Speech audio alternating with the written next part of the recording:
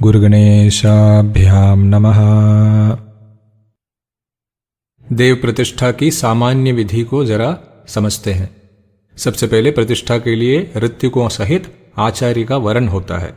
जिस मंदिर में प्रतिष्ठा करनी हो उसके सामने एक मंडप बनाया जाता है। इसका आकार है चौकोर और परिमाण रहेगा यजमान के 10 या 12 हाथ।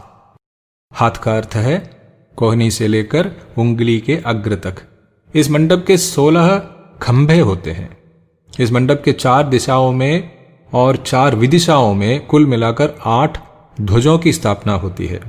इनमें क्रमशः श्याम, धूम्र, कृष्ण, धूसर, पांडु, पीत, रक्त, शुक्ल और मंडप के मध्य भाग में अनेकों वर्णों वाले पताकाएं लगाए जाते हैं। इस मंडप के मध्य भाग में 4 हाथ परिमाण का एक वेदी बनाई जाती है। उसके ऊपर नदियों के संगम स्थान से लाई गई बालू को बिछाते हैं। इसके मध्य में हवन के लिए प्रधान कुंड को बनाकर उसके पूर्व में चौकोर, दक्षिण में धनुष, पश्चिम में वृत्ताकार और उत्तर में कमल का आकार, इस प्रकार और 4 कुंड बनाए जाते हैं। सबसे पहले शांति के लिए हवन होता है। यह हवन मंडप के ईशान भाग में दूसरा कुंड बनाकर भी कर सकते हैं। मंडप के चारों दिशाओं में तोरण के लिए 2-2 स्तंभ बनाए जाते हैं। ये स्तंभ वट, जूलर, पीपल, बिल्व, पलाश, खैर इन वृक्षों के काष्ठ से बनाए जाते हैं। इन्हीं 4 स्थानों पर मंडप के 4 द्वार भी होते हैं।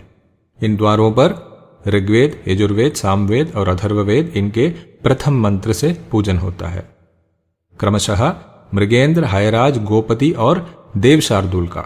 मंडप की पूर्वादि 8 दिशाओं में इंद्र, अग्नि, यम, निरृति, वरुण, वायु, कुबेर, ईशान और मध्य में विष्णु की पूजा होती है।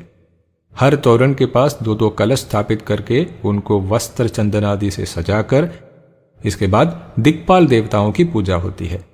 प्रतिष्ठा विधि में जितनी भी सामग्री लगती है उन सबको मंडप के वायुकोण में रखकर उनकी शुद्धि की जाती है। उन सबको कुश द्वारा स्पर्श किया जाता है। आचार्य अपने शरीर में न्यास करके उसमें दिव्य चैतन्य को जगाते हैं। इसके बाद अक्षतों को अभिमंत्रित करके उनको चारों ओर बिखेर कर उन्हें मंडप के चारों ओर निक्षेप किया जाता है। जल को मंत्रों द्वारा अभिमंत्रित करके उस जल से पूरे मंडप का प्रोक्षण किया जाता है। मंडप के ईशान भाग में कलश स्थापित करके उसमें जिस भी देवता की प्रतिष्ठा हो रही हो उस देवता का आवाहन करके पूजन किया जाता है। इस कलश के साथ कमंडलू जैसे एक पात्र रखा जाता है जिसका नाम है वर्धिनी। वर्धिनी द्वारा इस कलश का अभिषेक होता है। इसके साथ साथ वास्तोषपति और नवग्रहों का पूजन भी होता है। वायुकोण में गणेश जी की पूजा भी होती है। गण देवताओं के लिए बलि प्रदान होता है।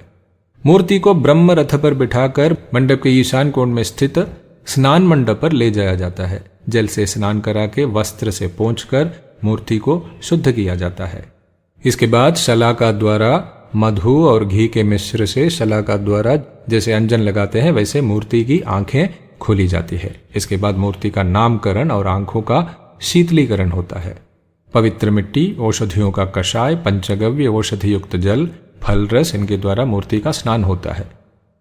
चारों दिशाओं में 4 कलश समुद्रों के प्रतिनिधि के रूप में स्थापित करके उनमें रत्नादि डालकर उनमें दूध, दही, क्षीरोदक और घृतोदक भर दिए जाते हैं और उनमें समुद्र देवता और चारों दिशाओं के देवता इनका आवाहन और पूजन करके वेद मंत्रों से अभिमंत्रित करके उनके द्वारा मूर्ति का स्नान किया जाता है। इसके बाद मूर्ति को वेशभूषाओं द्वारा सजाकर कलशों में जल भर के धरती पर विद्यमान समस्त पुण्य तीर्थ और सागर इनका कल्पना और स्मरण से विन्यास करके उनके द्वारा मूर्ति का अभिषेक किया जाता है। इसके बाद चंदन आदि द्रव्यों से मूर्ति का लेपन करके वस्त्र धारण करते हैं। मूर्ति पर शास्त्र में बताए गए कई प्रकार के न्यास किए जाते हैं।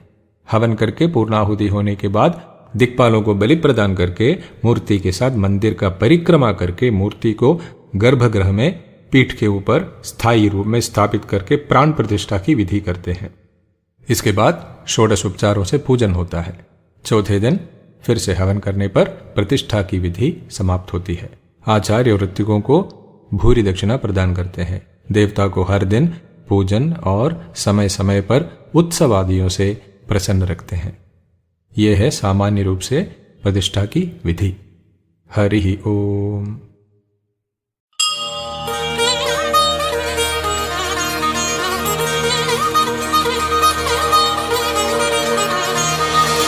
यज्ञो हि श्रेष्ठतमं कर्म